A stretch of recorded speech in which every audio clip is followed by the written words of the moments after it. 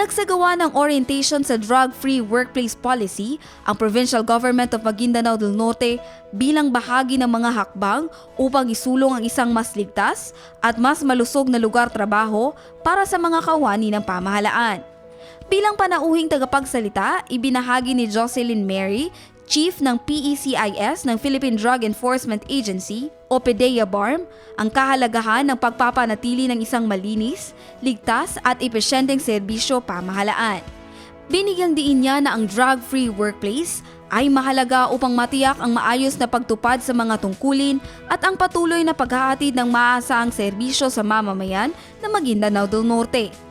Ang aktibidad ay pinangasiwaan ng Provincial Planning and Development Office at itinuring bilang isang mahalagang year-end initiative na naglalayong palakasin ang disiplina, kaligtasan at profesionalismo sa hanay ng mga empleyado ng pamahalaang panlalawigan.